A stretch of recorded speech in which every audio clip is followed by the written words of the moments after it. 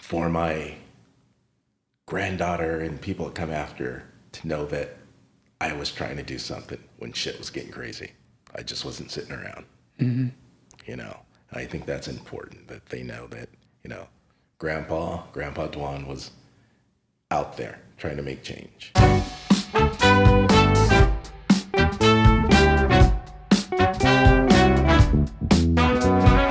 Hi, everyone. Welcome to The Empire, where we engage with everyone from pastors to actors, rappers to trappers, and everybody in between. And yes, today we have another great guest.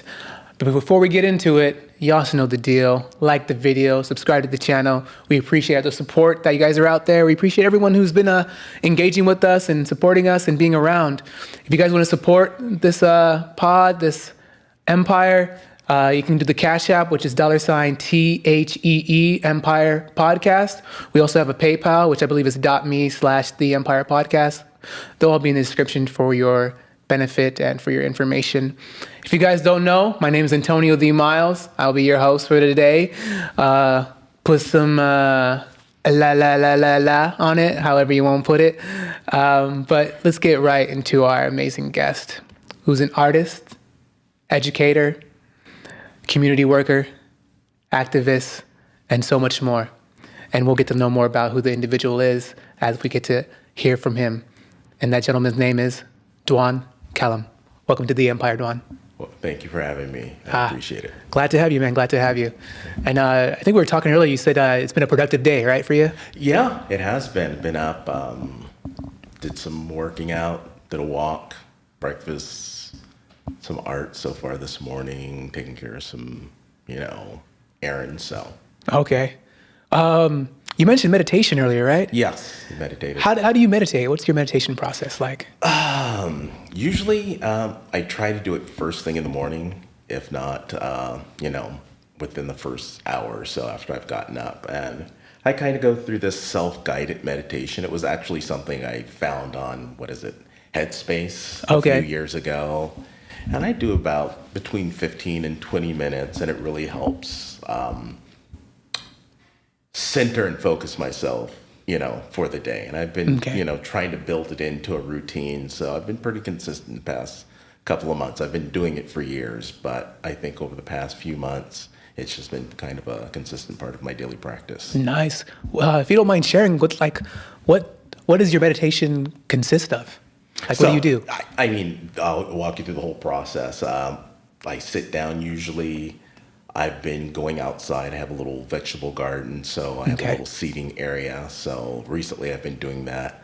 I'll sit down. Usually I'll go out without shoes and just feel the ground, and, sit down. And the whole process for me is, I trace the energy from the ground through one leg, through my body, and back to the other ground, to the ground, kind of creating a circuit. Okay. Couple of deep breaths, and then for whatever amount of time, I just kind of listen, to the birds, to the bugs, to the traffic. Okay. And I would say that probably consists of maybe a third of the meditation practice. And then I go through, a scanning of myself where I start at the top of the head and just go through and just kind of check in every place and do that 3 times. So just starting at the head and just kind of feel myself. And then after that, it's a process of a couple of deep breaths. And then I go into this just watching my breath. Initially it started off with just counting, counting to 10, repeating, the breaths, and then releasing, and I guess what they call in meditation, letting the drunken monkeys have their way, not focus on anything and just let the mind wander, then come back to that, counting to 10, and then, timer goes off. Okay. And then I come back and, kind of do a couple of deep cleansing breaths at the end, and then I'm ready to go. Gotcha. Ready to rock. And you can tell, you've noticed a reward of doing this? Yeah, I do. I think I'm much more centered, much more focused. It really kind of creates this beginning of my day and something I've accomplished, something that's good for me. I believe, emotionally, spiritually, mental health, we are all dealing with a lot of stuff going on. And Yeah. I think for me, that's part of that, to kind of just keeping myself centered and, Yeah. not getting outside of myself. Gotcha. And basically like keeping oneself whole as opposed to like shattered. Yes, because it's so easy to be shattered. Yeah. There's so much out there for distractions. Distractions, negativity. Yeah, a lot of terrible things. I think you mentioned you work out too, right? Yes. So I believe it's so important to keep our vessel healthy, right? Would you agree? I agree. I'm 56. Okay. I realized probably about 3 or 4 years ago, probably during the beginning of the pandemic, even before that the one thing that I had some sort of control over is my health. What I put into my body, Yeah. how I treat my body. Not to say that, I don't have my little excesses Yeah, every here, now and little then. vices here and there. But, I would say at this point in my life, I feel the best. I think I'm the healthiest I've ever been, and getting healthier and just more focused. And I'm ready to tear shit up, man. Oh, I love it. I mean, it's a good time for me. I love it. It's a good time for me. And, I love it. and I want to, express it to where, it overflows and infects other people. Okay. I love that. I want to, kind of be a beacon and, and finding people who have maybe similar energies and interchanging those energies. Okay. But, Okay. yeah. I'm with it. When you said tear shit up, I immediately thought of the Hulk and Damon Alexander. Shout out to you, Damon, because that's his favorite superhero. Okay. And we had a whole interesting exchange about the Hulk and how my favorite character was Doctor Strange, and I was like, Doctor Strange could beat the Hulk, and so we just were going back and forth, and so it just reminded me of tear shit up, the Hulk. So Duan, for people who don't know who you are and what you do, can you please tell all of us who you are and what you do? Well, I coined this term called Edartivist, meaning an educator, an artist, and an activist. I've been involved in education for probably, 31 years in public schools, about 33 years overall. Artists, my primary practice in art has been screen printing, but I've been doing a lot of painting, stenciling, sculpture, and activists. I've been involved in social movements ever since college. I remember my first protest. I was protesting in front of the South African consulate. Okay. And for I believe apartheid? in Beverly Hills back in 86, 87. Got you for apartheid? Yeah. Okay. Against apartheid, yeah. Okay. And so I come from a family that weren't so much activists, but my dad was very much into current events. So I was a news junkie as a kid. So I was always curious about what was going on in the world. I didn't want to be ignorant of what was going on immediately around me, around us, but globally. So I think I have like a more global perspective, but seeing how that plays in the national and local realms as well. So Yeah. I'm just information junkie before, Yeah. the information superhighway, Got you for the information age. Yeah. Before Google. Newspapers. Before Google. Yes. Yeah.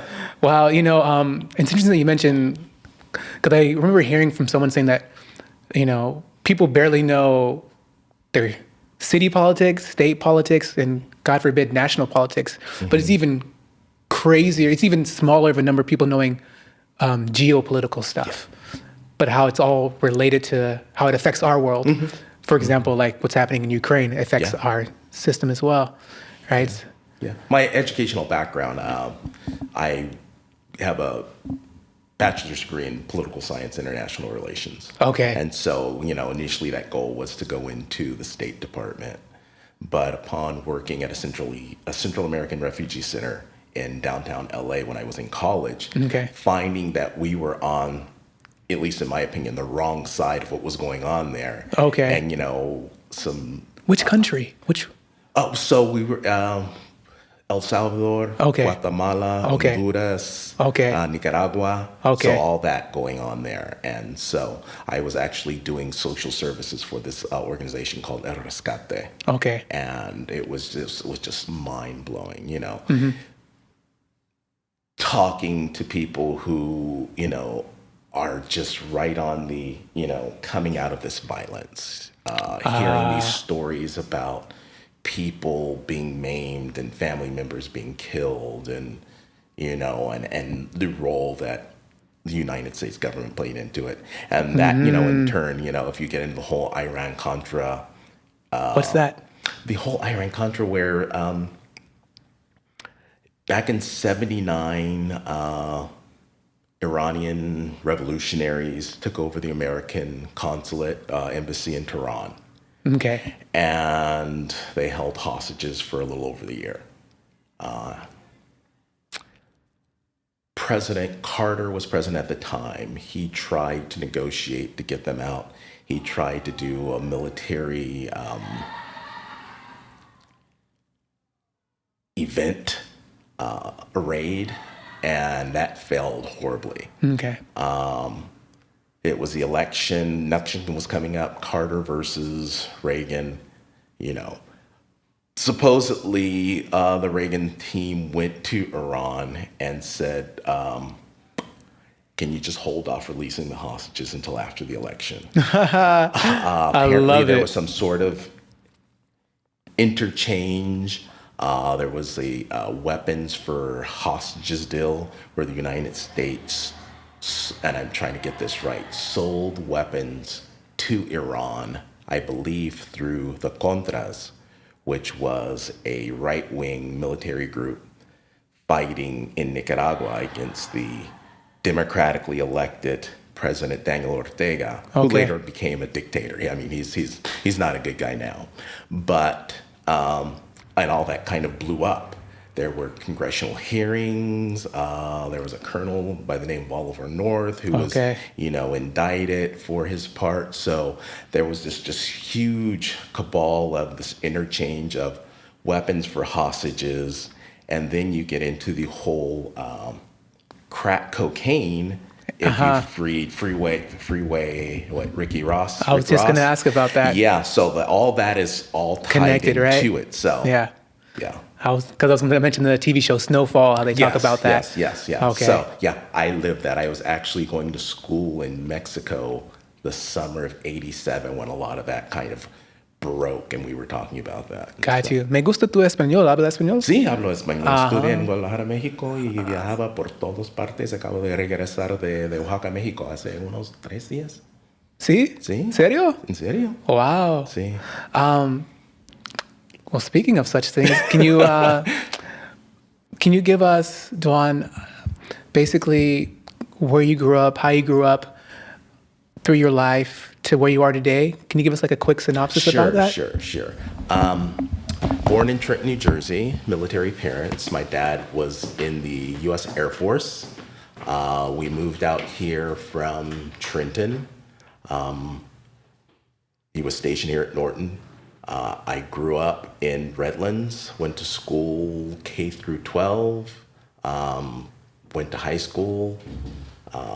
After graduating high school, I had the wonderful idea that because of my parents traveling the world when they were in the Air Force, that they were going to fund my world travels. That did not happen. They gave me an ultimatum.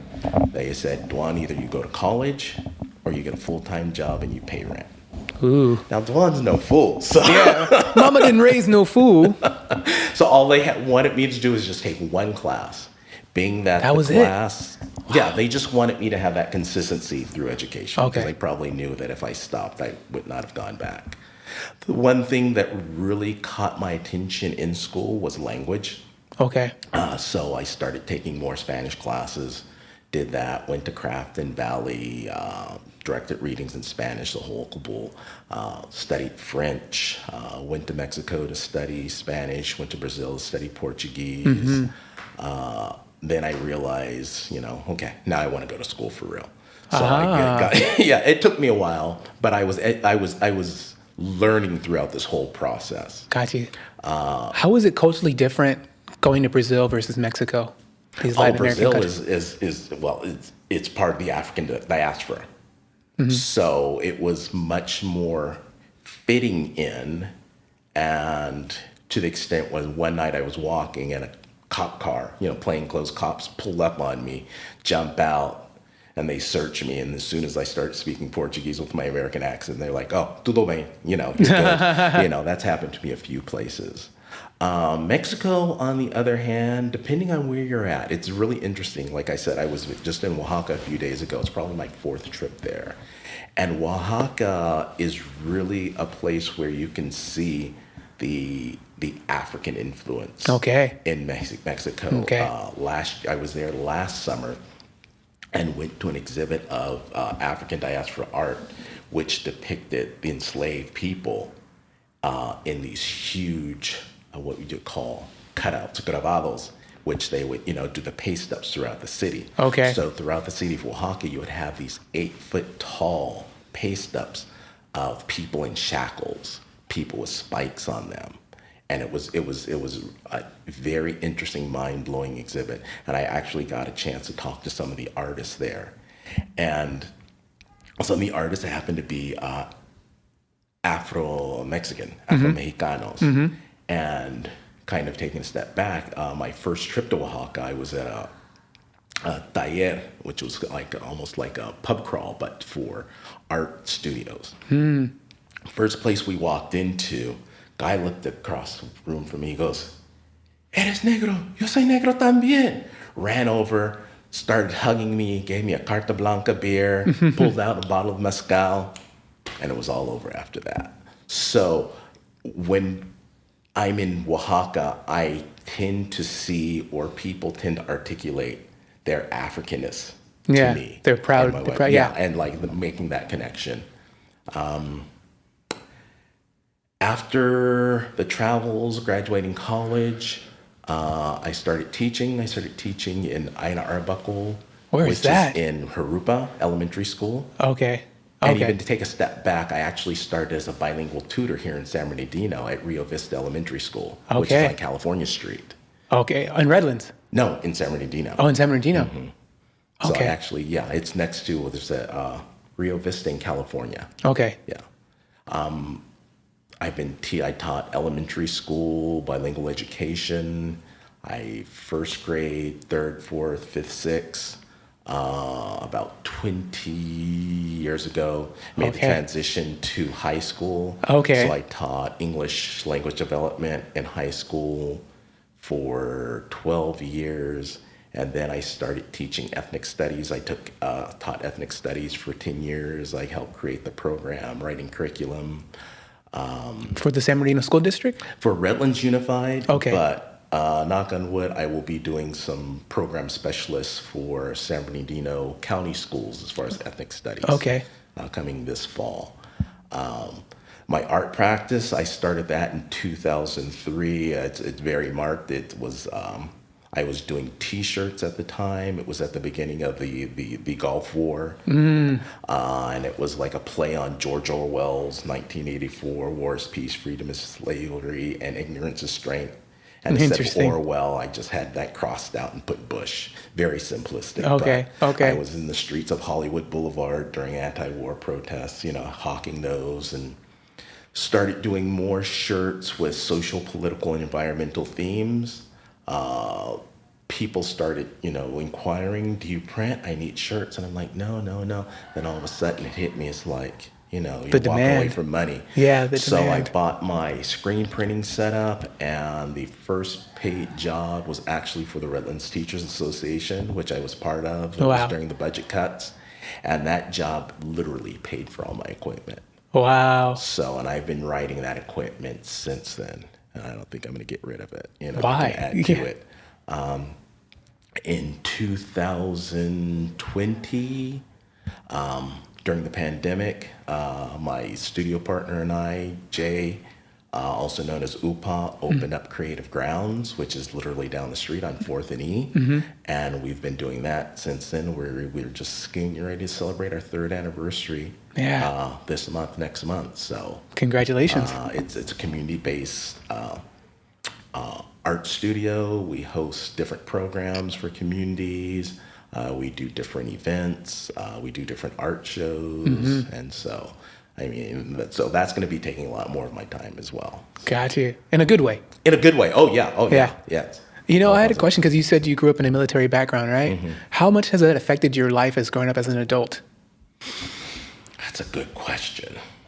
I would think, at the very least, kind of structure. Okay. And kind of an element of discipline. My dad was instructor at the NCO Academy. He's the first African-American instructor at Norton NCO Academy. Okay. What type of academy is that? It's for non-commissioned officers. Okay. So up to, I think, like Chief Master Sergeant or something before, you're a commissioned officer. Okay. So learning that, understanding my dad's idea and perspective of America. He was born and raised in Tulsa, Oklahoma, not too long after, the Tulsa massacre. Yeah. So I grew up hearing stories of that, even though, now, it's in the front of the mainstream or media now, but, those were things I heard of growing up as a kid.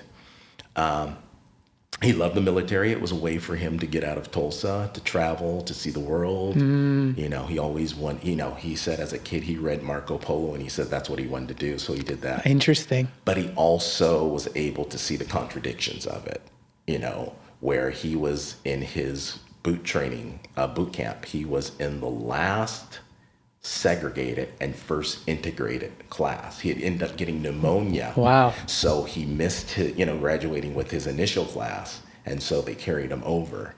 And then at the time also, while he was in the military, he wanted to apply to officers candidate school to be, commissioned officer. And again, faced with a lot of the discrimination, racism, he tells me stories that, he would turn in his application for officers candidate school and turn around and whoever was taking the application would just drop it in the trash. Yeah. I mean, so not being unqualified, not even getting the chance for someone to look at that application and make that decision. Gnarly. Yeah. And they say systematic racism never existed. It's crazy. Pull yourself up by your bootstraps, boy. Yeah. That whole term, it's gnarly. Did you hear about the last 3 surviving members of the Tulsa? Their case. And was denied. Yes. I mean, it's again. So, as you say, it's systematic racism. It's just ridiculous. It really is. Yeah, and it's like, what do you? And it's crazy because there's so much financial loopholes that other people get, all the time. Yeah, and then another financial aspect of that is that they bypass that area when they did the freeway. So there is not an exit, at least as far as I know right now, to that Greenwood neighborhood. Wow. Yeah. Oh man, systems. Oh, I love it. Yeah. Sometimes you can do things without saying things to make your intentions. Because I don't believe anything happens by accident. No. By design. Yeah, everything is completely by design. I heard something about art therapy to help with PTSD. What's art therapy?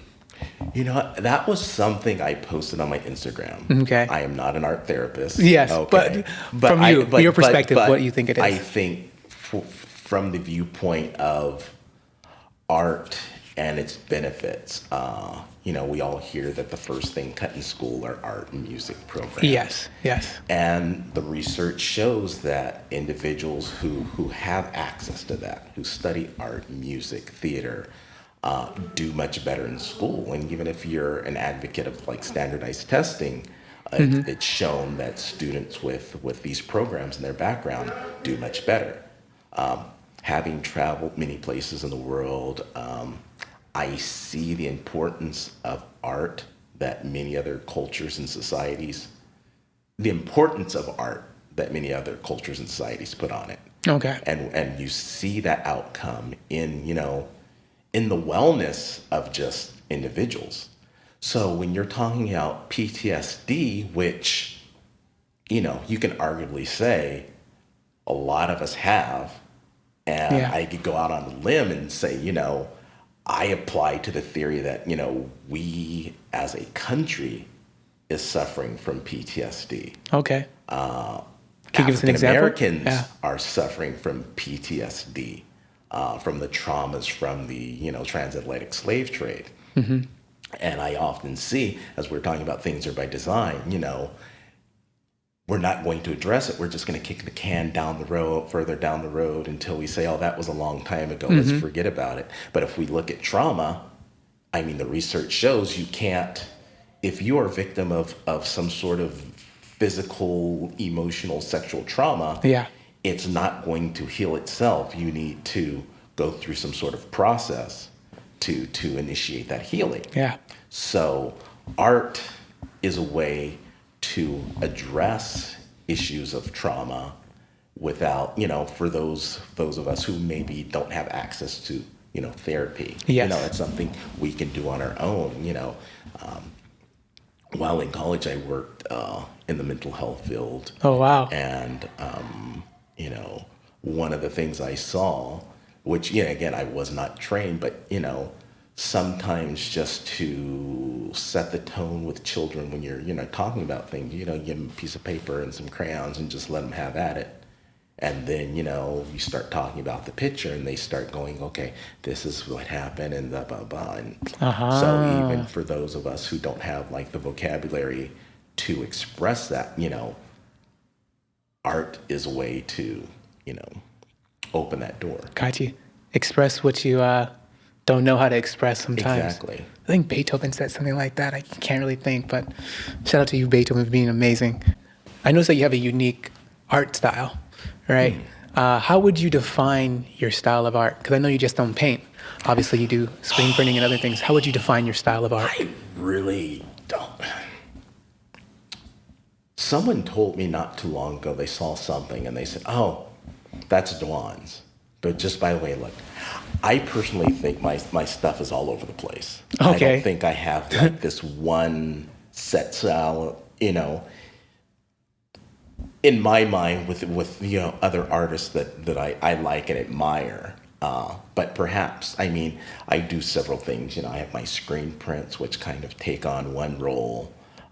My stencils, my the bomb character, that's something different than the abstracts I do, or something different than kind of sometimes I'll do like some illustrations. I have a book where, when I travel, I do watercolors that I really don't share. It's just something personal. So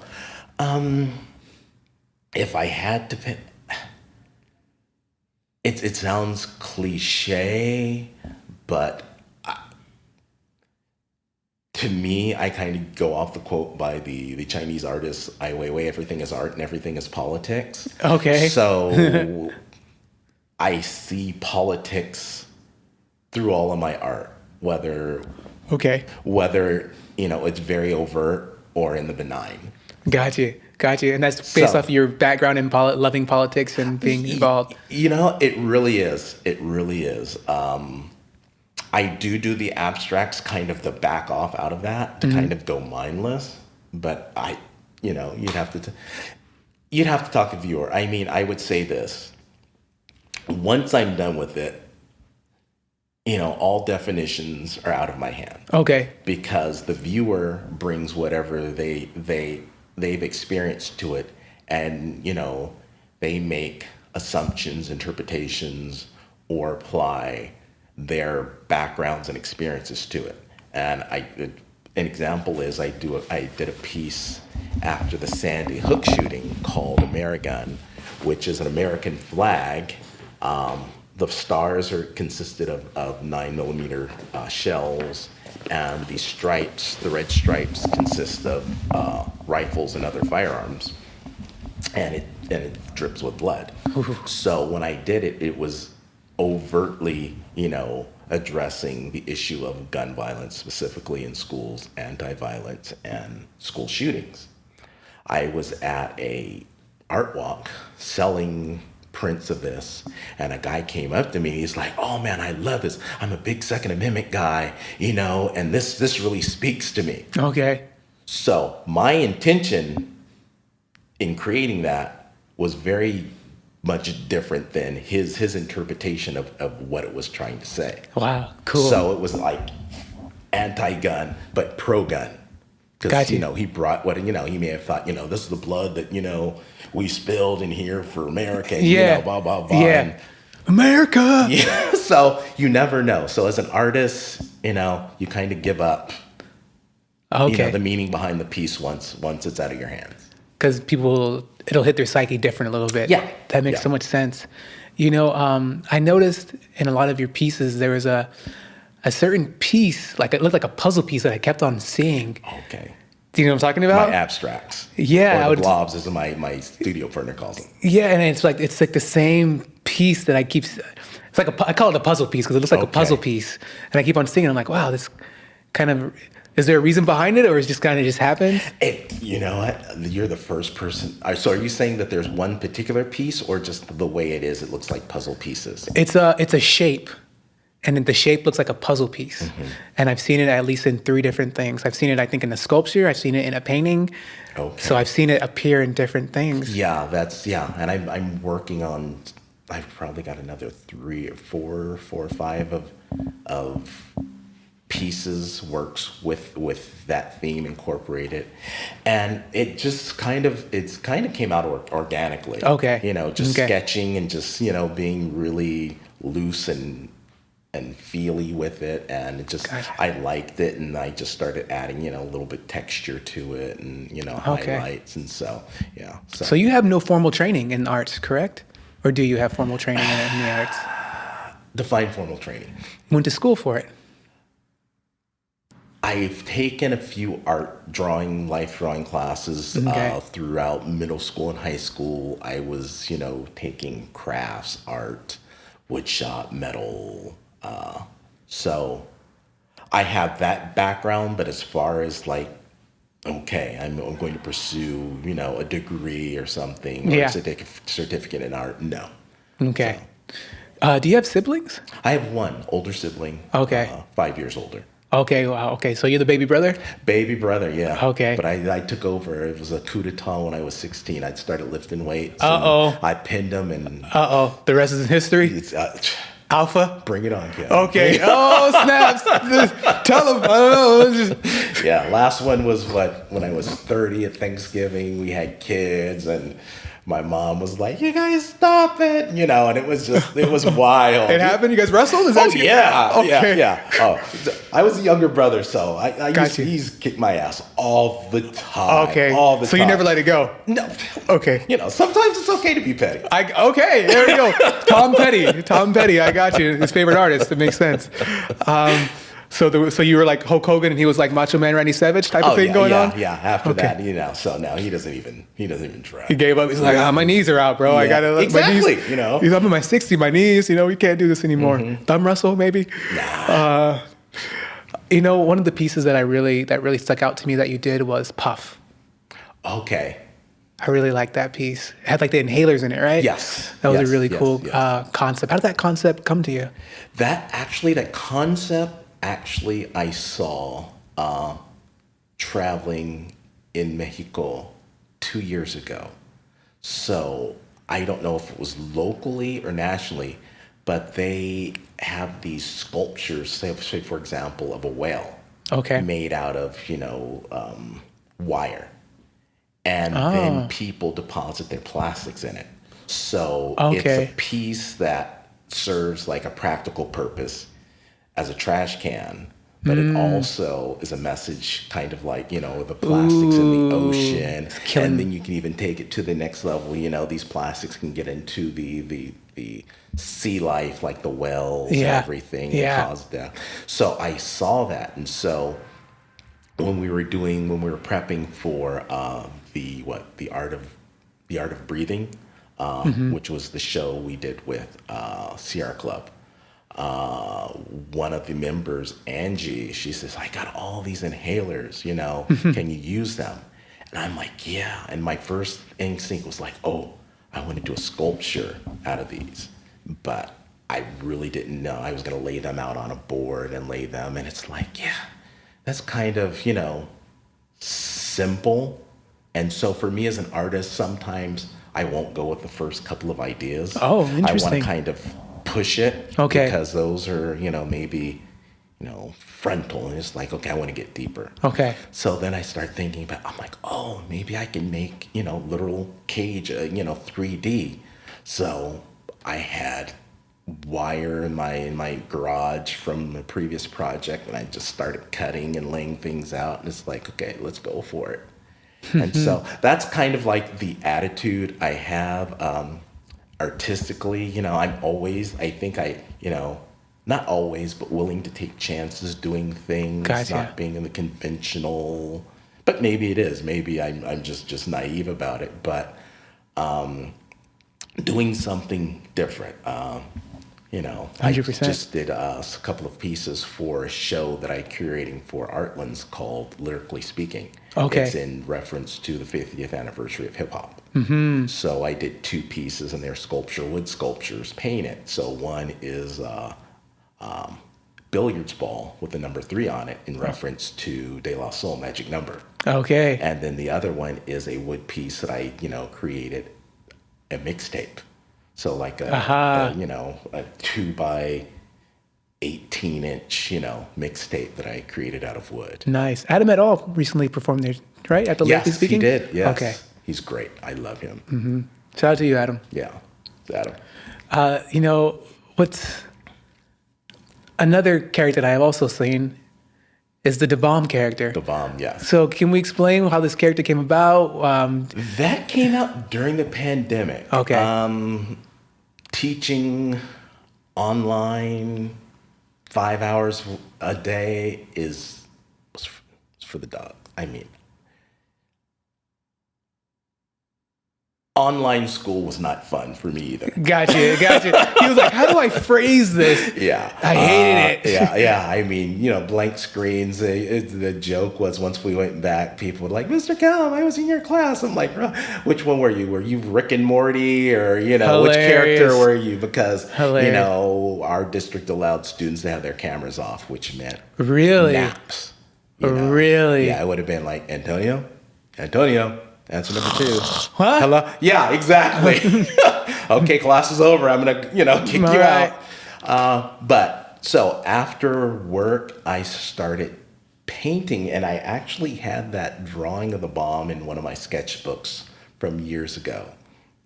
And so I wanted to do something different. I was thinking, okay, if I screen print it, I can do prints, but we really weren't. We hadn't had the shop open, and there was really no outlet for that. So I'm like, okay, I'm going to do these for me. And I had these blank pieces of cardboard that I actually was going to use for shipping, and I cut out the stencil, and I just start going at it and just doing it. And so the whole idea was to put the bomb in different situations. Okay. So I think because some of the early one was like an American flag, in front of American flag. We had one of him in the field, then with various abstract designs behind him. And then, and now it's become, I can throw that kind of political element into it. I did one called We the People, which is We the People spelled out almost like a hostage note. Okay. Bullet holes, and it's all burned around, and it's just a collage. Then the bomb on top of it. So many people ask me about that, and thinking about it, I won't give a cliche artistic answer, but I think, if I look in the psyche, that bomb's probably me. Okay.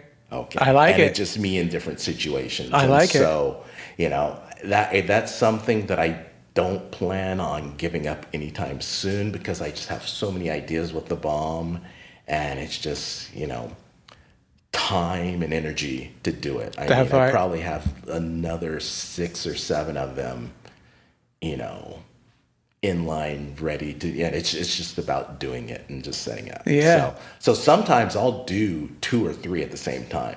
Oh, because nice. I'll do the background in one, and while that's drawing, a background from another, and then. So it's just stenciling. So spray paint and. Oh, okay. Paper, yeah. Okay.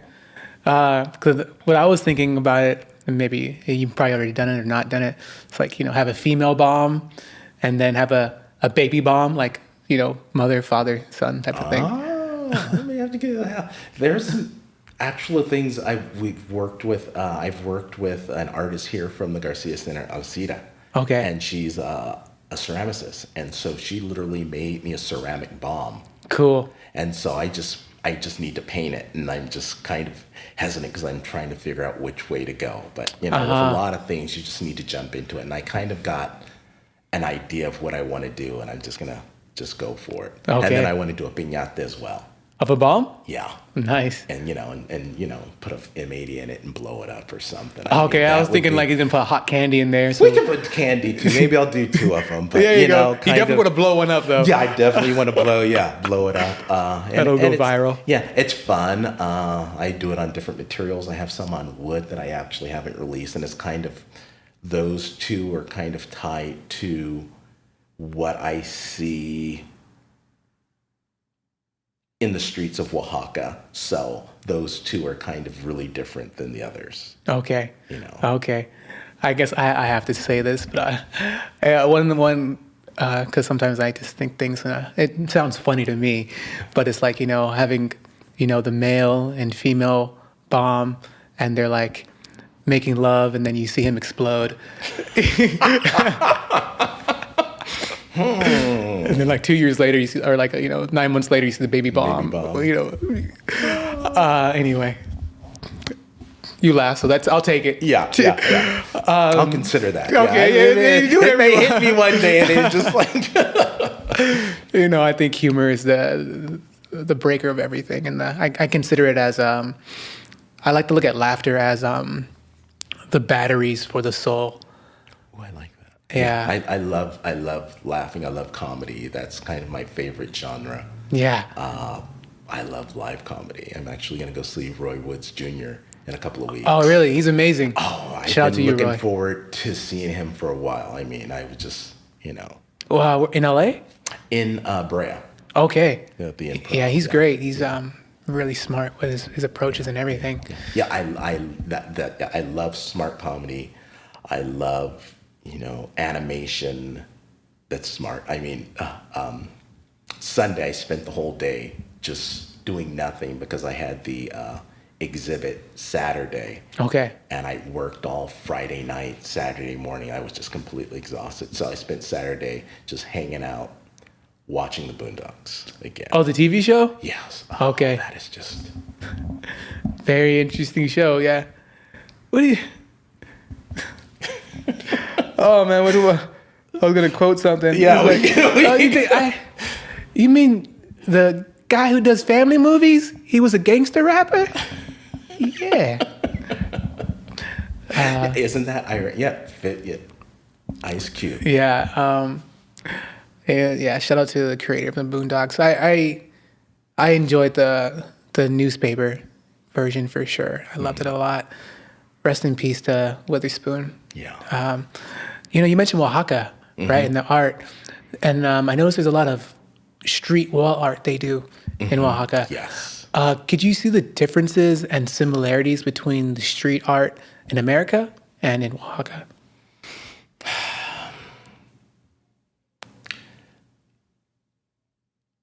I will preface this by saying that I'm really not super familiar with the street art, the graph scene here. Okay. I love it and respect it to the point where I don't even try. Okay. Because I don't want to go in, trying to be something I'm not, that's not my lane, who knows down the road, Yeah. I practice, I do things, but that's not something. But I will say the thing about Oaxaca, and to an extent, Berlin and Spain, is they don't give a shit. I'm sorry, but Yeah, no, you express yourself. The thing about it is with Oaxaca, if people have something to say artistically, they're not going to wait till 3 o'clock in the morning to go out there and post it. They're downtown in the middle of traffic, doing a paste up, and the police are driving by. It's very organic. It's very activist. It's very grassroots. So that was one of the things that attracted me to Oaxaca. That this art is here and people are putting it up, and sometimes the authorities are behind them, buffing it, covering it up, and they're back the next day. So it's just kind of like this constant give and take. So when you see something, you like it, you might want to snap a picture of it because it may not be there the next day. Okay. But then they do have, really great mural scene, public art, investing in that. So that would be a contrast to an extent to a lot of places here, I'm not sure if I asked you, but you've traveled to Brazil, Mexico. I'm assuming Berlin. You mentioned Berlin, right? Germany.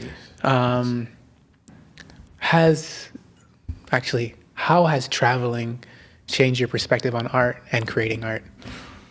I think for me, travel is one of the best forms of education a person can have, because you're seeing, you're walking. Hopefully, you're not just doing the touristic thing, but you're experiencing life through someone else's perspective and eyes. Yeah. And you're learning language, culture. For me, that has been so important. Artistically, I go places and see things and I'm just blown away. It's inspiring for the most part. Talking, interacting with other artists is such a treat for me, to sit down and have a beer or a mezcal and just, bullshit with an artist and just talk about, what they're doing, or, exchanging ideas, or, just for me, just being around other creatives is so recharging, so fulfilling. I say that, I'm kind of an introvert, but I think what it is I don't do the small talk. Okay. Got time for no small talk. If there's something of interest, I won't shut up. If there's something of non-interest, I'll be like, Gotcha. Gotcha. Yeah. So basically, like, Nicki Minaj's shoes, we're not talking about that. No. Okay. But yeah, just to see and experience art and the techniques and things. So I actually consider it kind of a form of art school for me. I'm constantly learning. Being an educator, I know that I don't know everything, and I'm constantly sucking up information, knowledge, and I'll take a workshop. I've taken workshops in Oaxaca and, with other artists, and just, I have no problem learning, from whoever. It sounds like Mexico is your second home. It actually is, to an extent. It's like when I go to Mexico, I don't even think about I'm traveling. It's just like it's going. And just going. And would you ever consider buying a house out there? Yeah. If my wife's listening to this, she's like, yeah, see, I told you. and full disclosure, my wife is a Mexican national, so we are constantly back and forth. Okay.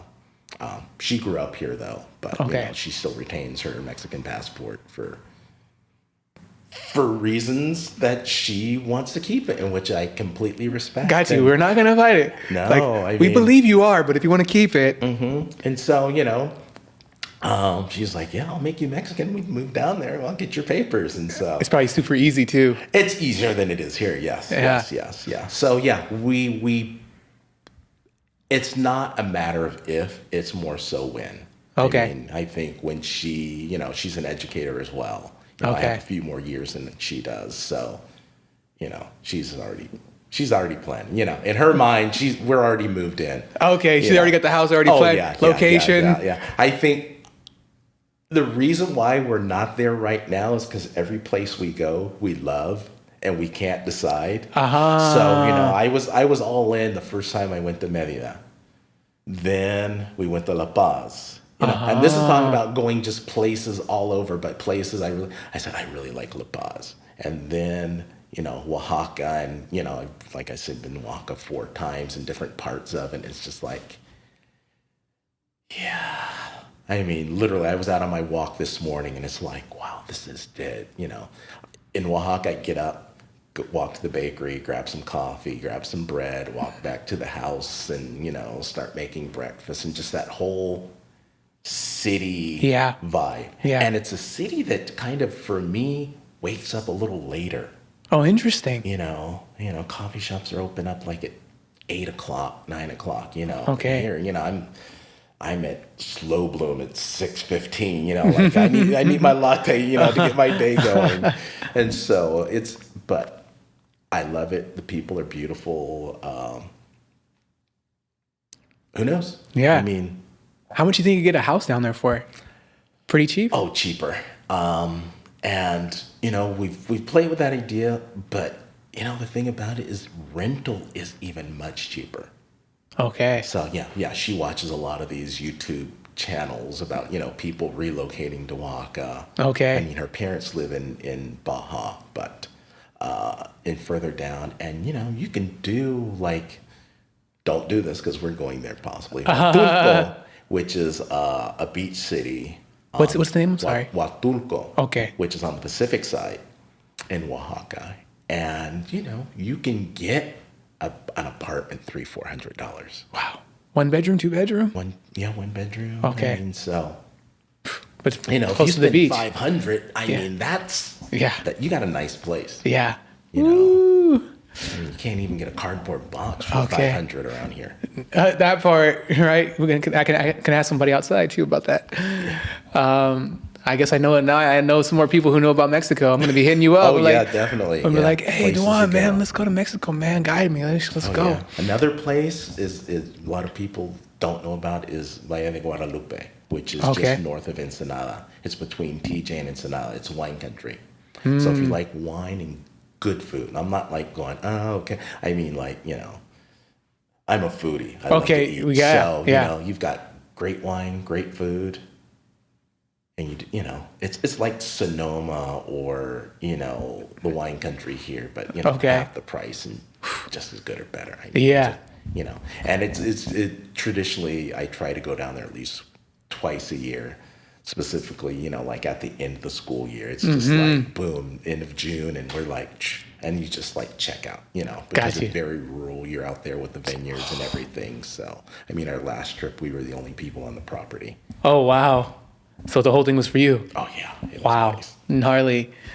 Can we talk about Creative Bounds and Skool Boiz? Yes. And can you tell us why you decided to open up these two things and why you decided to open them up? Well, Skool Boiz, I started first, and Skool Boiz, I like to look at it as the official screen printing arm of what I do, the Okay. business. So if I'm have a client and they need, X amount of shirts for a function, we go through Skool Boiz. Okay. Also, that's where I do the live printing, where I take the equipment, I post up at a event or organization, and we print right there on the spot. So it's portable. It's portable, yes. Wow. Yeah. And Okay. that's the best part for me for screen printing is doing a live print, because you get to interact with the public. I do hands-on, I let people print, and just the reaction of the person when they lift the screen and see what they did. It's just priceless. I mean, from kids to where we have to put a cheer up so they can reach to people in their 80s and 90s, and it's so fulfilling. And so I'm providing a service, but it's also an experience for them. Yeah. So yeah, that's Skool Boiz. Creative Grounds is the actual physical space where we have our studio. Jay and I met years ago at I'm going to get it wrong, the Akruma Unity Center. They did an event. I was live printing there. Okay. And I was doing shirts and totes, and he came up to get one, and we started talking. And he goes, I screen print too. I'm like, oh, good, because I'm tired. You do your own, And so he was screen printing his shirt. We started talking. We exchanged information.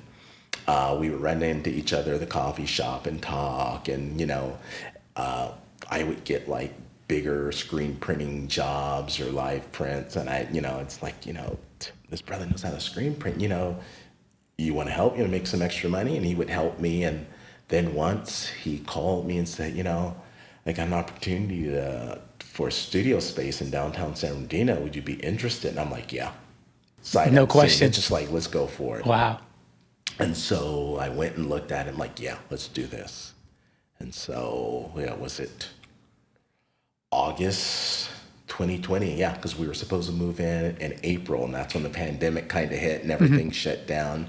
So we were able to, finally get all the paperwork done, and, they finished all the refurbishing, and we moved in, and it's kind of been gangbusters since then. I mean, we do what's called Creative Sounds, which is kind of a Tiny Desk-ish type concert series. And then we do Creative Sounds Spoken Word Edition, which we're going to be doing on the 18th of this month. Okay. And it's going to be under the theme of lyrically speaking, so it's still kind of having that theme of hip hop. We do different community groups. We've worked with LGBTQ community. We've worked with Latino community. We did a Dia de los Muertos. We've done book signings. We've worked with immigrant populations. We did an all-female art show. Okay. I mean, so, anything, everything. The beauty in having your own space is that we come up with an idea, and we'd be like, yeah, it'd be dope if somebody did blah, blah, blah. Then we're like, we can do it. Okay, let's do it. Yeah. And literally, we'll book things right at the moment. I kind of take the lead for Creative Sounds, so I'll be out and I'll hear somebody performing I've got this studio. We do this thing called Creative Sounds. It's small, blah blah blah. Would you like to perform? Yeah. I'm like, okay, let's right now. Let's set a date, time. Let's do this. Yeah. Because I can. So that's the beauty and power in it. And I love that we are able to provide younger, maybe non-established artists a chance or a place to do something, because we both have that experience of, grinding and, trying to find a place to display our art, being vendors at an event and, maybe making your vendor feedback. I mean, so when we do events with vendors, we have very reasonable costs for the vendors. fee. Okay. Just more so to kind of add some value to it. Okay. We're not trying to make money on it, and and there are times when we don't even do it. We're just like, here's a space for you. Yeah. Come on down. We're having an event. In my opinion, actually, number one, thank you for doing these things and bringing spaces for the community, because by bringing spaces, I think it brings hope, in my opinion, and I think a lot of people San Bernardino has a bad rep, and so it's these locations that bring hope and joy into people that can do these things. When I saw Creative Grounds, I kind of looked at it as a place where visual art meets performance art. Because like you said, the creative sounds, and then there's obviously visual stuff that's going to be there as well. So I was like, oh, okay, it's like.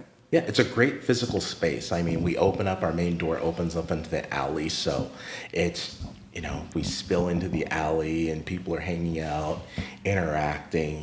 We may have vendors, we may have music going on inside. The landlords are wonderful. They, encourage us to put art in the hallway. So we'll like do an art show and just hang in there. Okay. So, we actually, we have this physical space, but we have access to other spaces around it. They've given us charge to do murals in the alley. So we Cool. have several murals that we've invited community artists. And these may be, a couple of the artists, this was their first mural. So it's Wow. a place to kind of practice and do something. We leave it up for, 4 or 5 months and buff it and invite someone else. So, Okay. I mean, it's kind of element of community, culture, social justice, interaction, all kind of all balled up into it. What it is, we figured out that creative grounds is Duan and Jay. That's what it is. It's a place where we would want to go hang out. You mentioned that you're an Edartivist, right? So what does education mean to you? What does art mean to you? And what does activism mean to you? For me, for education, art, knowledge is power. Okay. I grew up, I did not like school. Okay. Ironically, became a teacher. You know what? But I love learning. Okay. But I didn't like school. I don't know if it was just the structure of it. I wasn't, a behavior problem. I was actually I would blend into the fixtures. Growing up in Redlands, being the only African-American kid in my class, I think that had a lot to do with it. I didn't have my first African-American teacher until college. Okay. So I didn't see me in school. Plus, it started too damn early for me. I'd rather sleep. Okay. Okay. My dad would joke, he goes, you need to go to night school so you can sleep all day. Awesome. But the irony is that I remember my senior year in high school, I was taking, it was a government class, civics class. And they asked, write about a controversial topic. And I was just BSing. And I wrote this paper about mandatory military service. And Okay. the teacher loved it, and he read it to the class and everything. Oh, wow. And I'm like, really? But I'd always loved, like I said, politics, language, culture. So I leave high school, go to Crafton, take a Spanish class for a semester, realize it's like, this place is boring. This is like Redlands High again. I mean, it's just like 13th grade. I need to be in a different environment. So I transferred to Valley. Best thing I did. San Bernardino Valley College? San Bernardino Valley College. Okay. The students look like me. The instructors look like me. I took Black English, one of the first classes I took there. It was an English class. Okay. And It's called Black English? Black English. Okay. So it was African-American authors. Okay. And I just went crazy. I would go to the library and sit in the stacks and just read. I mean, I became, quote unquote, a nerd. I just that's where I discovered, Richard Wright, James Baldwin, Amir Baraka, Phyllis Wheatley. I mean, just a whole host of African-American writers. And it was like, Gotcha. where were these people my first 12 years? They didn't exist in the school system that I went to. So for me, knowledge is power. Okay. And I think, with that knowledge, you can go a lot of places. Now, having said that, we know that there are barriers, but to be prepared. I mean, I think what I was just saying, kind of luck is being prepared when opportunity comes. I love it. So Yeah.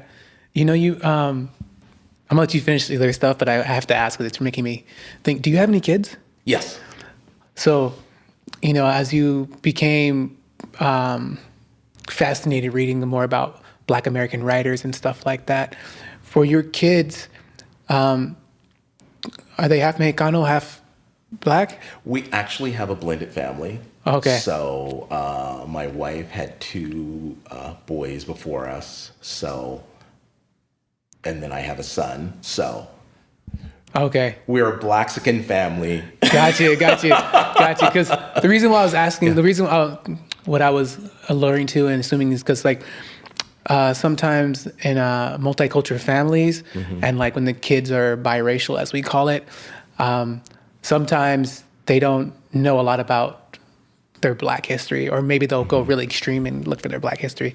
So I was curious if, since you know about it and you study it, do you pass that on to your kids as well about that? It's really interesting because we were traveling in Oaxaca with our youngest. He's 24. He graduated right in June during the pandemic, and he packed up and moved to Virginia, where I have extended family. Okay. I'd taken him there to meet family. So Paul, our quote unquote Mexican child, moves to Virginia with the African American extended family in Roanoke, Virginia. Loved it. He just embraced it. Our oldest, Tyler, African American, he did not study Spanish formally, but he speaks pretty good Spanish. Okay. Just out of interacting Being and around. understanding. Yeah. So with them, Paul now is a hip hop artist. Okay. He's a rapper? Yeah.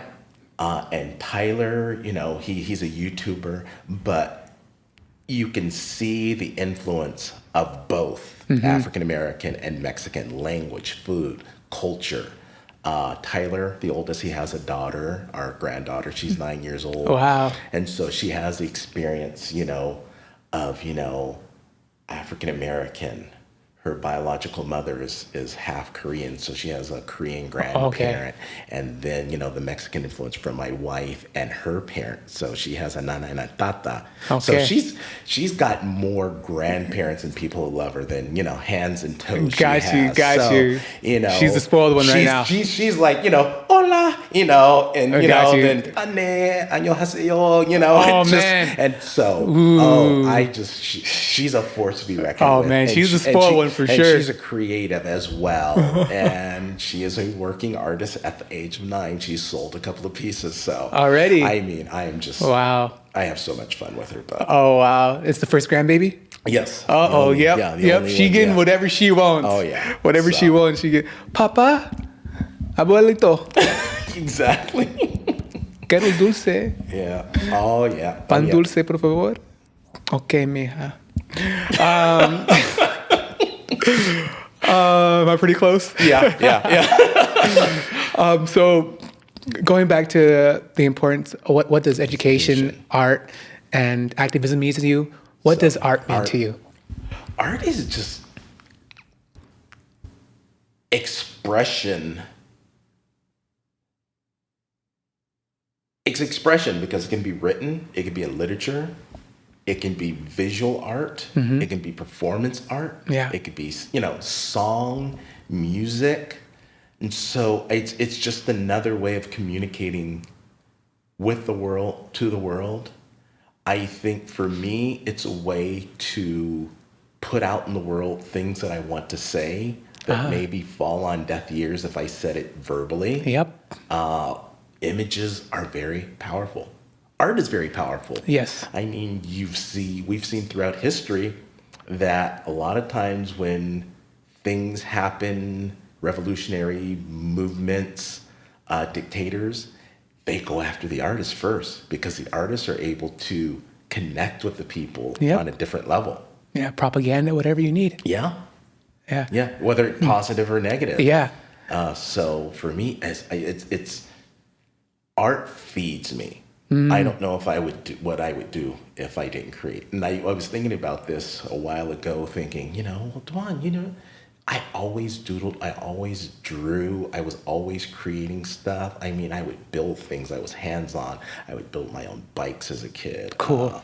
I would, do fences. So that was part of the issue with my parents in high school. They thought, okay, he's going to become a plumber, an electrician. He's not going to go to school because I was just hands-on. I was always trying to figure out how things work, fixing things, creating things. So, and these last two pieces, I was working out of wood. It was almost me channeling my middle school Duan who in woodshop, creating things, Yeah. and I'm doing things, and it's just amazing. Wow. You mentioned if you just spoke, people probably wouldn't listen, right? It reminded me of, I used to have this line in hip hop, which is, I love the entertainment business. Is when one person talks and everyone shuts the fuck up and listens. I like that. Entertainment's art, So Yeah. it just reminded me of that hip hop line. Oh man, I wrote that probably 20 years ago. But yeah, it just reminded me of that. And so, what does activism mean to you? I'm a part of a community. You're a part of the community. We have voice in those communities. Those communities have voices to the powers that be. So the activism is getting those voices out there, making change, creating change. There's a quote by Gil Scott Heron. I don't know if he coined it, but he says, you either stand for something or you'll go for anything. Yeah. And I remember that because I, at the time, was like right out of high school. I was working at Kmart and I got my ear pierced. And, back in the 80s, you can have that, they put a Band-Aid or something over it. So I had to walk around with a Band-Aid on my earlobe, which attracted more attention than a stud. It's like, what happened? And I literally went and found a free legal consultation and talked to a lawyer about it. Oh, interesting. I mean, that's the kid I was. It's like, oh, are you violating my rights? But it was a good education for me too. The lawyer's like, are you gonna be there forever? He's like, I'm like, no. He goes, then just deal with it. You're going to college. And apparently, talking to my immediate supervisor, the general manager wanted to fire me over it. Wow. So I say that because I was listening to that song at the time, and it was like, either stand for something or you go for anything. Yeah. So I had taken a stand on that.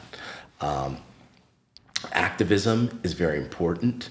I would say even more so now in 2023 with everything going on. Did you see the Alabama fight that everyone's talking about? Yeah, just like, wow, okay. I'm assuming yes is the answer. Yes. Very interesting. Several times. Oh, you kept watching it? Oh, wow, okay. All the different angles. Oh my God. I mean, what gets me are the memes and the videos. I mean, we are so creative, so funny. I think that is a tell of creativity and art. Taking something like that and just flip. Black Aquaman. Oh, yeah. Like the first... All the names. I saw one meme. They had probably like 12 different names. For the guy? Yeah. Okay. What was it, like the first black man in history to swim to a fight or something like that? No, but they were just giving them all different names, and the cheers. I mean, you see, guy puts his gun down and grabs a chair and kind of holsters it. Oh, hilarious. Hilarious. I mean, I will say, okay, I don't advocate violence, but that was funny as hell. It was definitely interesting. Karma's a motherfucker. Yeah, do I want to say it on here? Yeah, I'll say it. So I think that one event will have terrible repercussions in the longer run. I was thinking about that as well. Because I don't think the people who suffered or the people who got humiliated in that video will go without retaliation, and they have patience from historically speaking. Yeah. So I think people there need, we all need to be on our toes. I mean, yeah, it's kind of like almost, I won't say a celebration, but just kind of reveling in that. But I wouldn't be surprised if something ugly happens. I mean, yeah. Like, because these people don't go down without, and unfortunately that's the violence is very rooted in American history and the very American psyche. And so I guess just worldwide violence is. Yeah. But I'm talking about the United States, and what H. Rap Brown said: "Violence is American as apple pie." Okay. That it may manifest in some. I mean, again, we're talking about the Deep South. Yeah.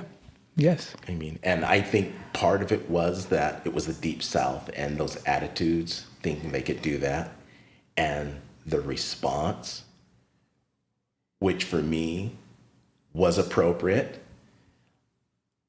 but I think there may be some back and forth. Yeah. Because it started with them needing to move their boat, right? But they didn't want to move it. Yeah. So they were in the wrong Yeah. from the get-go. I mean, the guy was doing his job. Yeah, they were in the wrong. literally. I mean, ask him. Yeah, they were in the wrong. And yeah, activism.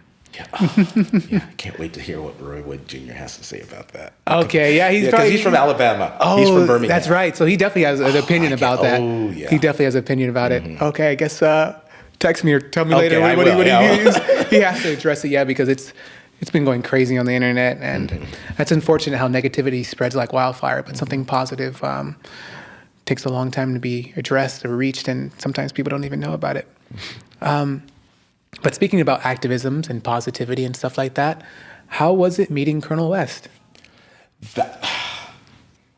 He wasn't ready for the things. I'm hitting him with things he's not ready for. Well, I don't know if we.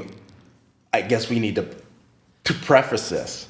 Prior to meeting Cornel West. Yes. Again, educator, Yeah. 31 years. A week or two before. Well, let me say this. As a high school teacher, I advised several clubs. Okay, so as an academic advisor. And one of the clubs I advised was the Pride Club. During one of their meetings, they did a PowerPoint on binding, so breast binding for transgender individuals. Oh, what is that? Can you explain that? Almost like an ace wrap around the chest to flatten the chest to give the appearance of not having breast. Breast? Oh, for women. Yeah. So, Okay. Sure. To just hide it? Okay. Yeah. So for trans. Wow. And performance. Wow. So that got out to the right wing. Okay. And so elements of I won't even honor them by giving them a name, but Okay. right-wing individuals really just came down on not only the club, but me, the administration, and the district. Okay. They were calling for my firing, and they were protesting at the school board meeting, and it just they were trying to frame me as a groomer Of the trans community.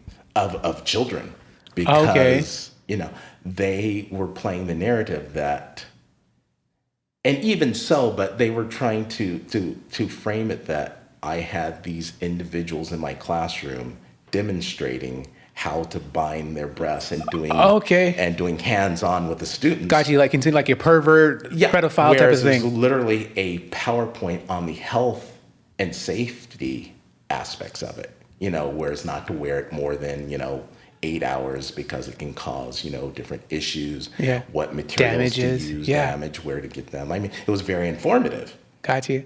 Wow, you know how dangerous it is to put those pedophilia on a person? Like that could destroy a career. It could. Wow. Yeah.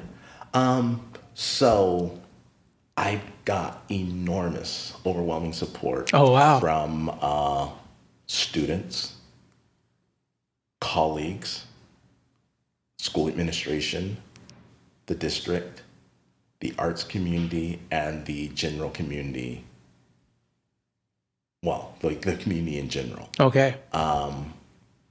Many people, dozens of people spoke on my behalf at the school board meeting where they tried to, So it's part of this right-wing backlash against anything progressive. Okay.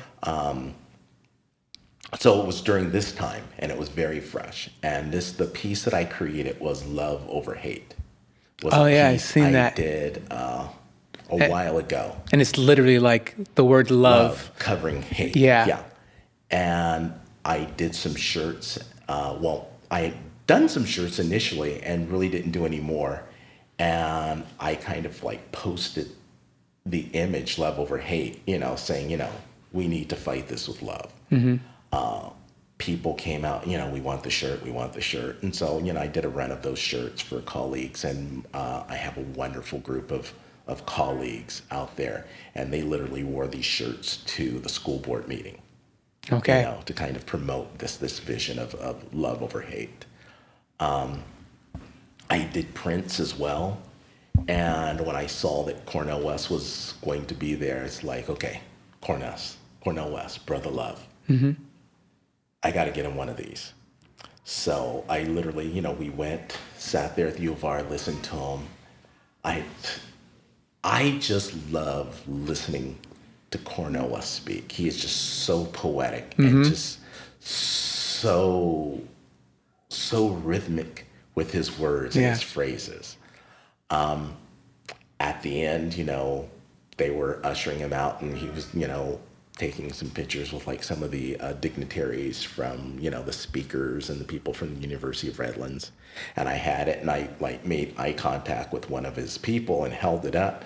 And she's like, yeah. And she like just cleared a path for me to come up to him, and we embraced, we shook hands. I just gave him a brief overview of what was going on. He gave me some words, wonderful words of encouragement, just keep on doing it, Gotcha. If people are talking about you, you must be doing something right.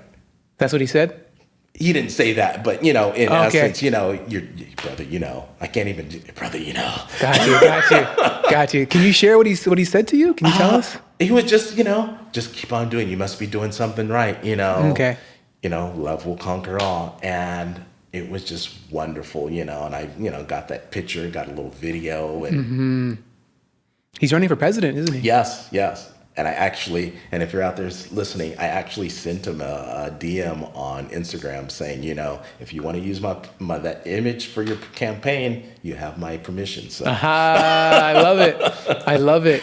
I've been hearing, going back to like the LGBT community and stuff like that, I've been hearing a lot of like Black Americans supporting the community, right? And like, because, Black Americans, Afro-Americans have been, victimized a lot in this country, and we know about suffering and discrimination a lot. And so we understand the plight and we understand how to support other people. But I don't hear too much, and probably because I'm not involved in the community that much, the other way around. Do you know what I'm saying? Yeah. I will say in my case in particular, the LGBTQ community has come out and supported me through this. And not just you specifically, but like the Black, it's the LGBTQ community is broad. It's not, what do we call it, monolithic. And we do know that, you can be part of an oppressed group and oppress others. So the Black and brown LGBTQ communities have historically expressed, elements of racism from their white counterparts in many cases. I mean, that exists. Let's not even get it twisted. Yeah, that's funny. And even within, there's contention. I've heard between maybe lesbians and the trans community. I mean, so it's not one big happy family. It's kind of like African Americans. You go to Thanksgiving dinner, and you might have that conservative uncle who might be feeling, MAGA a little bit, and then you have the revolutionary cousin over there, and so it's monolithic. And if we look at kind of like the history of like, African Americans and LGBT community, I'm 56, so I'm a little bit older, and I know that, a lot of people would talk about as a kid, that singer, that boy can sing, but he's a little, making got some sugar in his tank. Yeah, but that was he was accepted for his artistic ability, and wasn't run out of the church for being gay. But I think there was some sort of negotiation, nonverbal negotiation, saying, you don't bring your, whatever you do in here, and we won't with you. And personally, I had an uncle, gay, grew up in Virginia, Bassett, town's that big. Very conservative, very, very Baptist, where, people would go to church 3-4 times a week. But my Uncle Joe was the most beloved person. They loved him because he was Joe. His gayness had nothing to do with anything. Yeah. And so that is probably my motivation behind, what I do with this particular community, even though I'm involved with many other communities. As Cornel West said, the white guy playing in the band, the funk band, he's not an ally. He's part of the band. So he's talking about allyship. And it's like, I'm part of communities, whether it affects me directly or not. An injustice to one is an injustice to all. Yeah.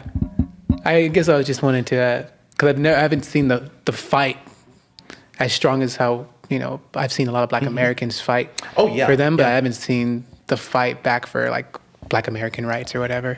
It's usually seems like it falls on deaf ears, as they say. I would be interested to look at it, because I did see a lot of people come out during the Black Lives Matter, non-African American, which really, really surprised me. I guess I'm talking about going back to the LGBT community, those type of people. But I definitely there would be white people for the BLM movement or something like that. So I'm wondering if, there was a large contingent of LGBTQ community focusing on the Black Lives Matter. I don't know. That's a good question. I've just personally never seen someone. Anyway, it's not even that important. It just got my mind because I keep hearing Black people talk about I'm for trans people and all this stuff. I just keep hearing it, but I haven't seen a post or anything. Like trans person saying, what, Black people, we understand your suffering. Blah blah blah. Like I just never heard it, but could be wrong. It's a big internet, big world out there. Oh yeah. I mean, just because we haven't heard it doesn't mean it doesn't exist. Yeah, I just hear one side a lot more than the others. As an artist and a creative, is there anything that you haven't done yet that you want to do? Yes, there's a lot.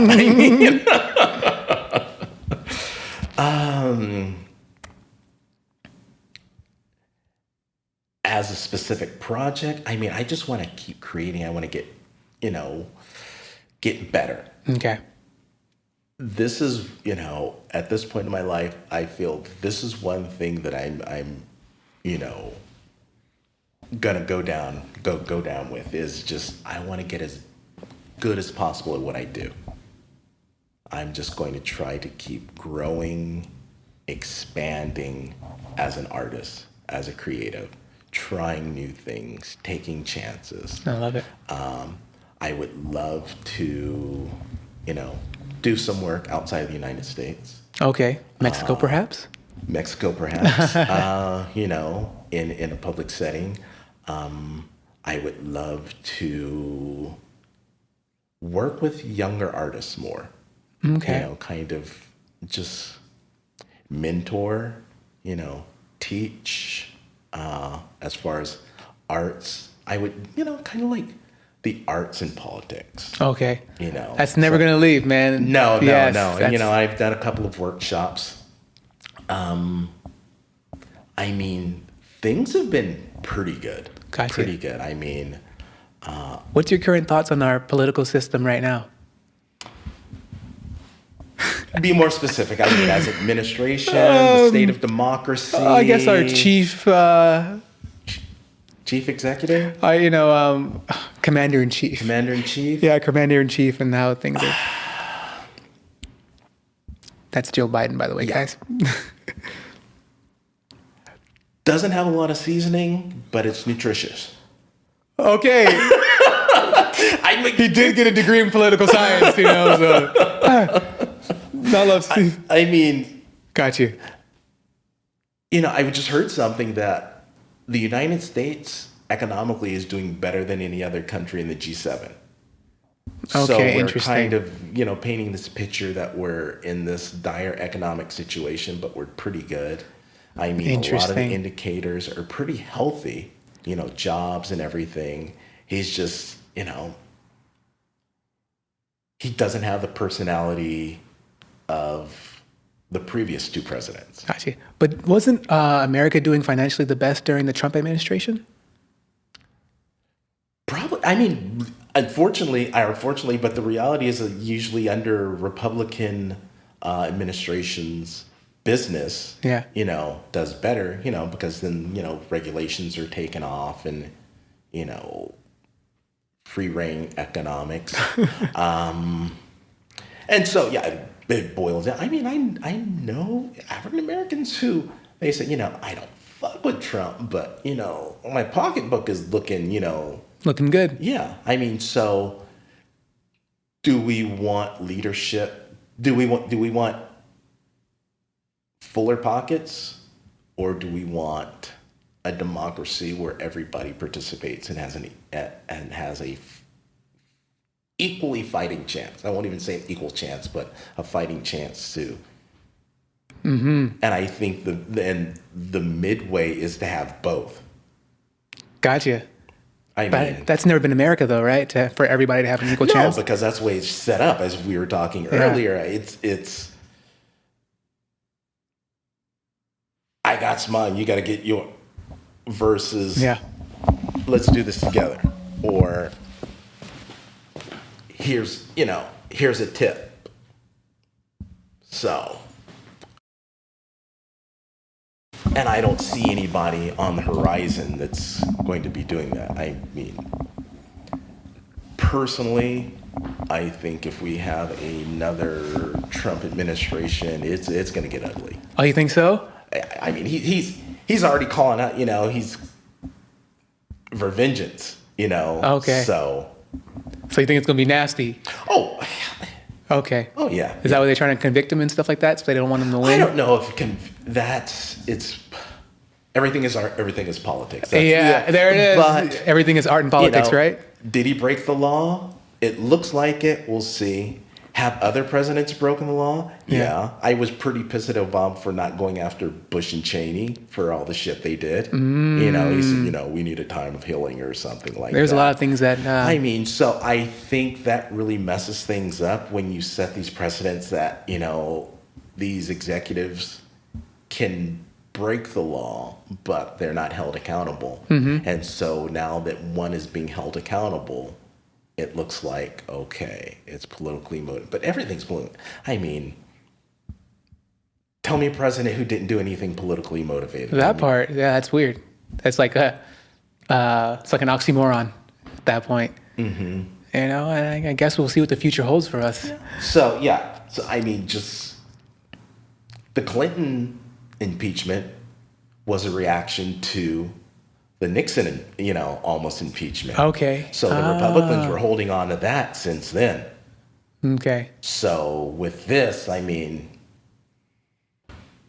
it's just going to be this vicious cycle now. Over and over. Over and over. I mean, what is it? McCarthy's already talking about wanting to impeach Biden. Really? What? Yeah. Okay.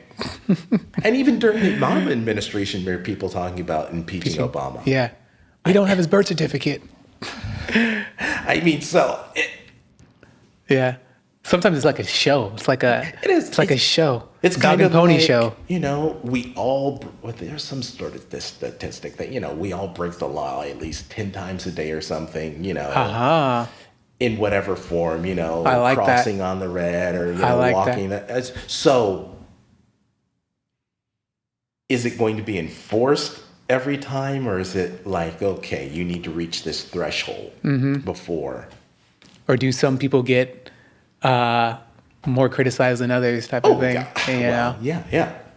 My guy, I'll give him a pass. But your guy, nah, we're him. gonna nail him to the cross. We're gonna get him. Yeah, we did the same thing. Yeah, but it was a little bit different. You know? You did a California rolling stop. You did one. Okay. But speaking about California, I want to congratulate you for getting the award for the California Creative Corps.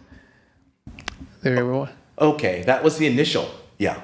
Yeah. So I was selected to be part of the cohort of 18 to compete for the fellowship that was granted to the 18. Yeah. Okay. So we started off with 40. So I think there were about 450 applications. Yes. I made it the first round. Didn't make it the second round though. Okay. Yeah. But you were, I saw that they gave you credit though. right? Yeah, I mean, there was a little bit of, financial incentive in Okay. making that first round. Okay. It was a wonderful education, learning the whole, getting deeper into the grant writing process and everything. Okay. Well, I still want to congrats you for Well, thank you. what you Yeah, did. I mean, Because it was like the whole state of California, was yeah. that? And Yeah. so they broke it into regions, northern, central, and southern.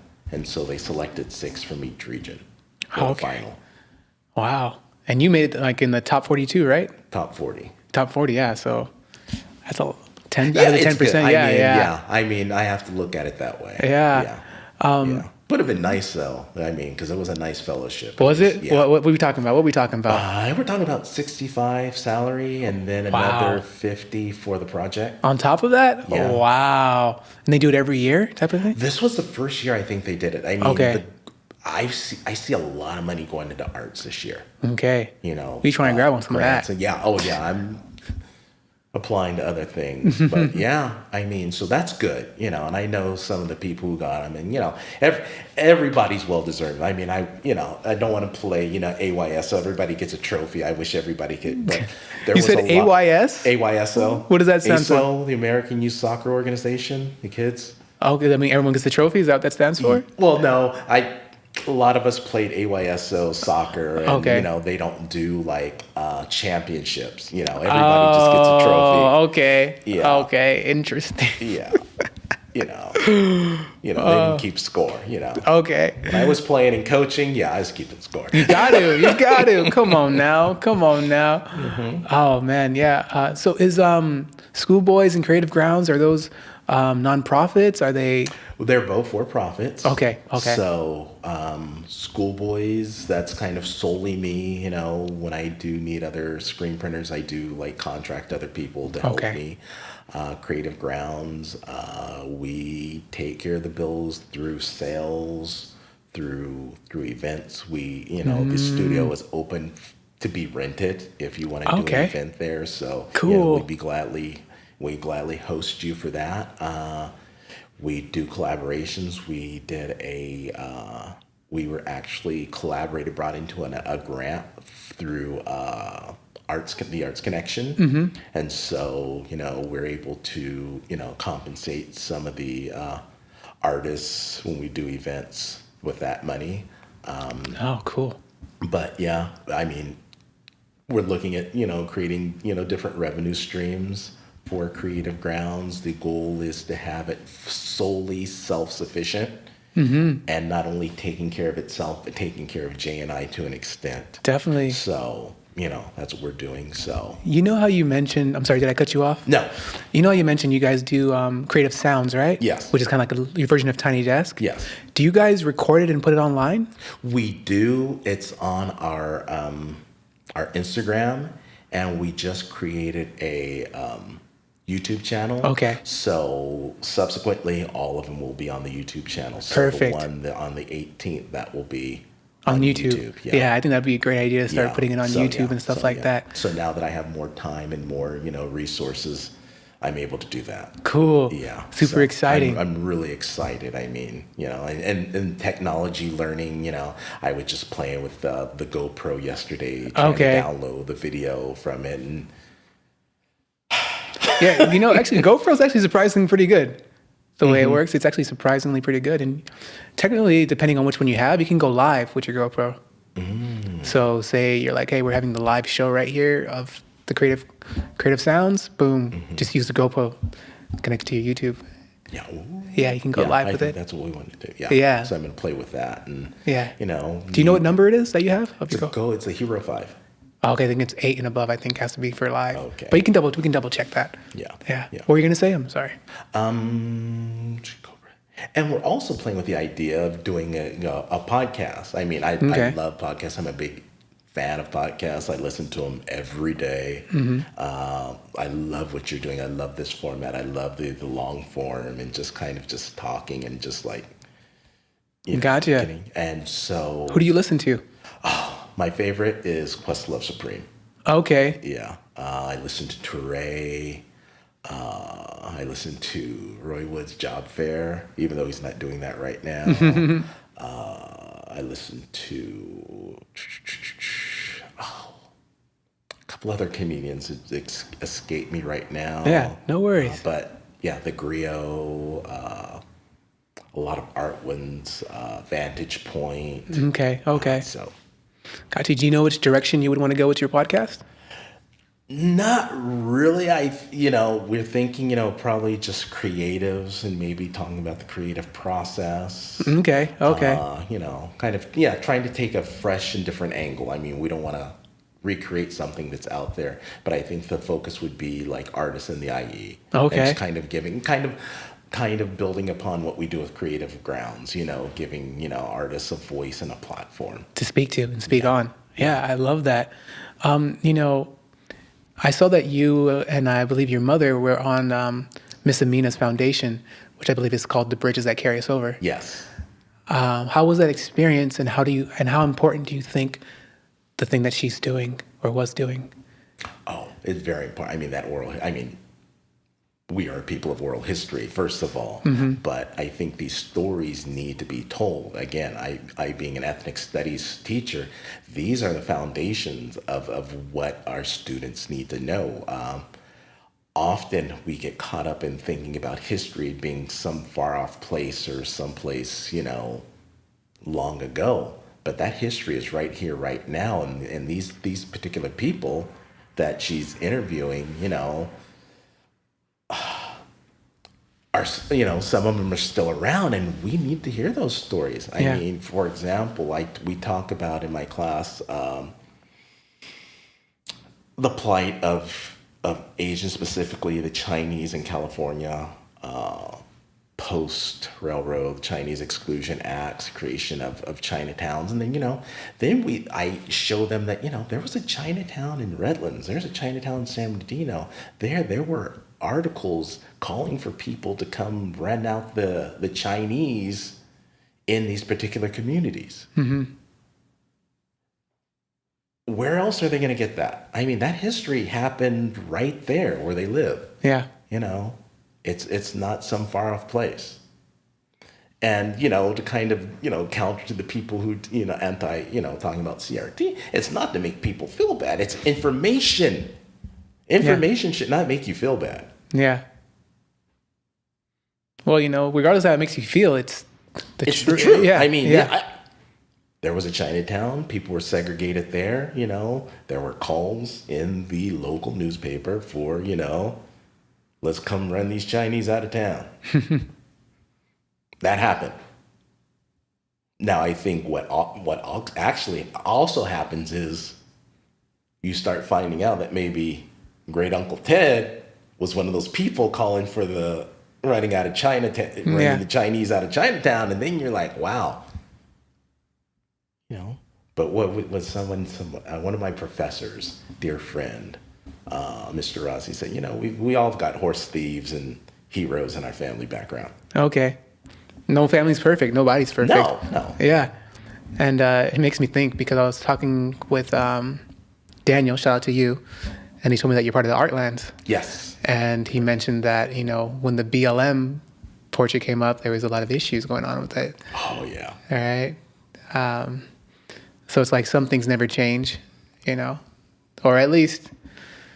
I was surprised it took it so long to get graffitied.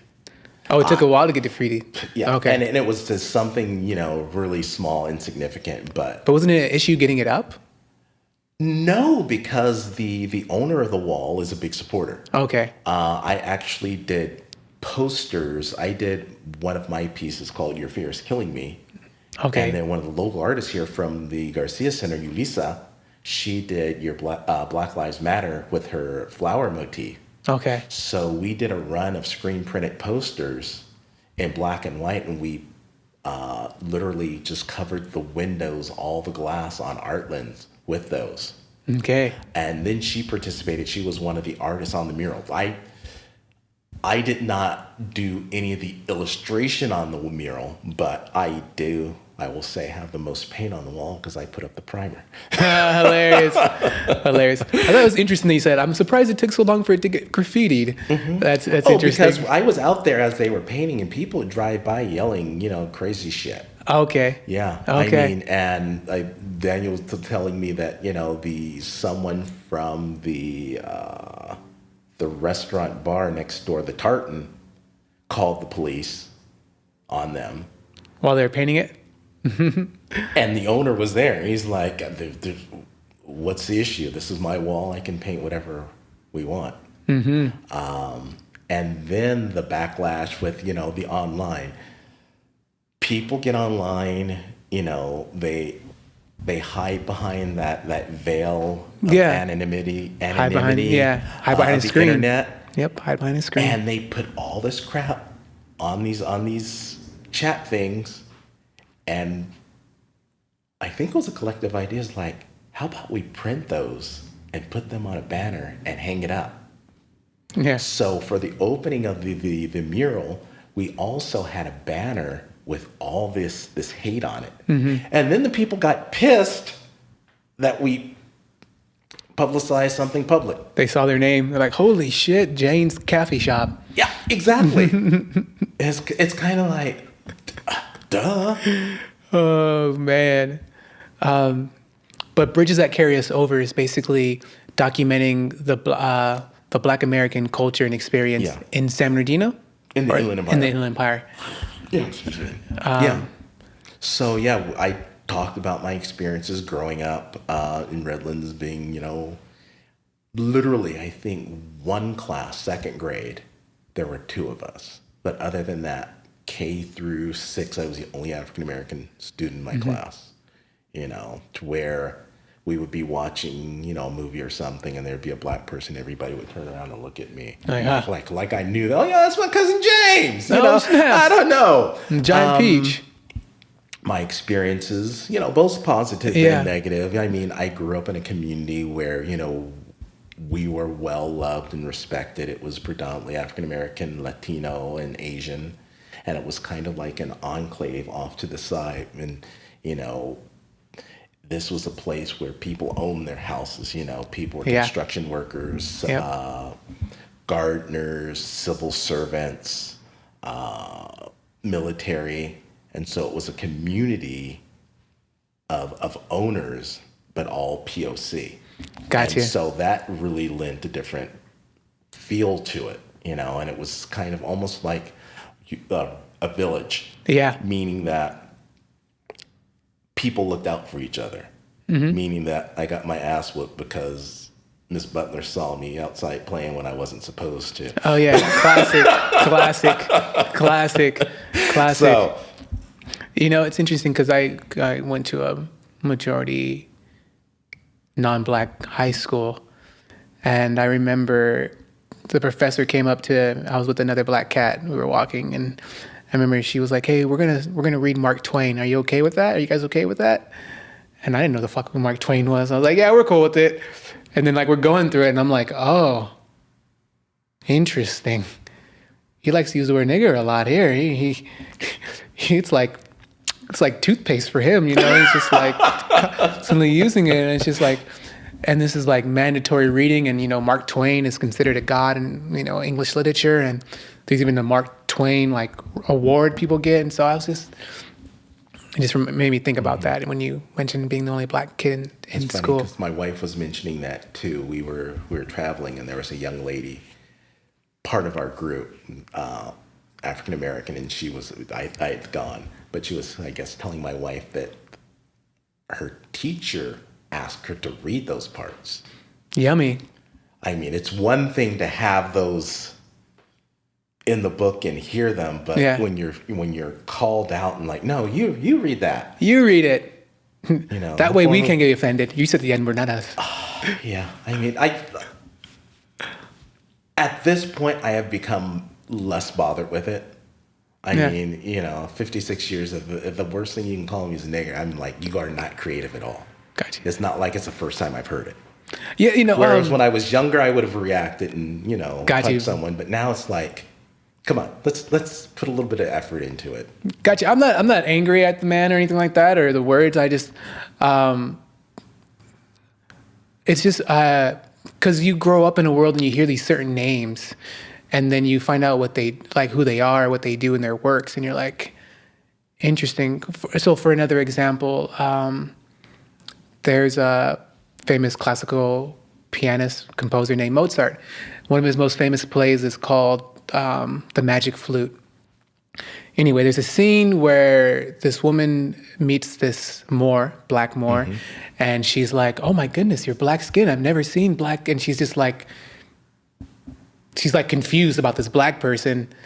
But yet the whole premise of the thing is that they go to Egypt and get this magic power from Egypt. And I'm like, okay, so you're going to talk bad about black people, but then simultaneously you're going to be praising basically the magic schools of Egypt and of Osiris and Isis.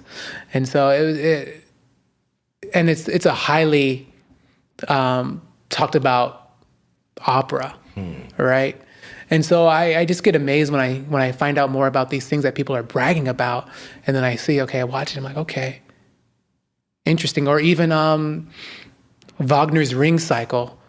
One of the main characters, they talk about him being this short, ugly black dwarf, and it's just interesting. I'm like, okay, interesting. And it's supposed to be based off of German mythology. But I just think these things are very interesting. In some circles, Egypt isn't part of Africa. I mean, people try to remove Egypt, or it's like the aliens built it. Those Africans didn't do it, which is super gnarly. Yeah, and we'll just let that go. It is what it is. But just things like that kind of just get my mind. I'm like, okay, interesting. It's like, okay, there is a culture. It's not my. I didn't create this history that people need to know of. I didn't know there was a man named Hannibal before the Hannibal lecture. Yeah. I didn't know there was a place called Kush before this weed that people talk about Kush. So there's these things that are purposely done. And so anyway, Mr. Duan, I want to thank you for being on The Empire. Can you please tell us what your current projects you're working on? Currently, I'm working on a series of the abstracts, or like the puzzle pieces you're talking about right now. I've got a screen print. I'm working on a poster that I'm doing right now. I'm looking to do some public art in the upcoming future. Graffiti. No, not No, graffiti. I was joking. It's I'm also part of the exhibit Common Foe. Okay. Which is at the little gallery. Okay. Right there, that recently opened last week, right? Last week, and they're doing a spoken word this Saturday based on that.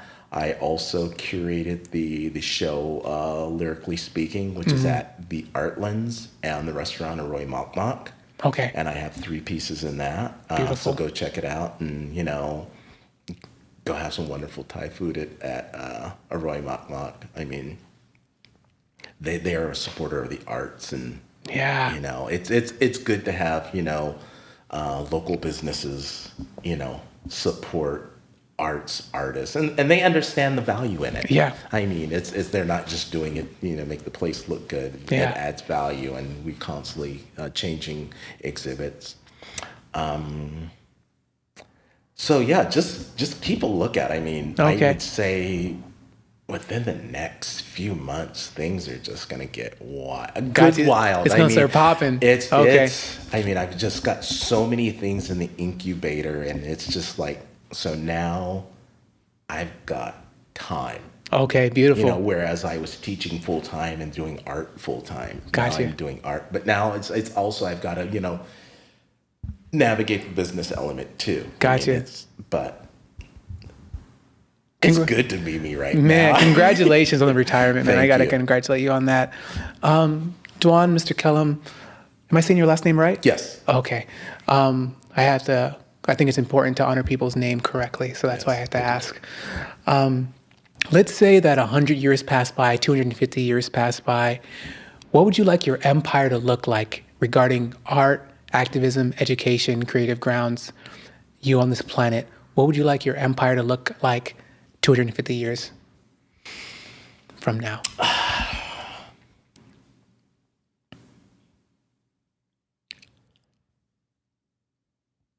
Just to be acknowledged 250 years from now would be kind of dope. I mean, just that knowing that my work has made an impact and has lasted this long has been significant enough for someone to say, this piece is, is speaking to me. Activism,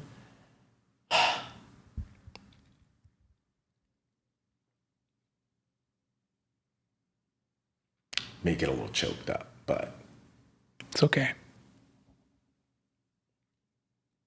for my granddaughter and people that come after to know that I was trying to do something when shit was getting crazy.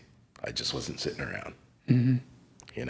I think that's important, that they know that, Grandpa Duan was out there trying to make change. And as far as education,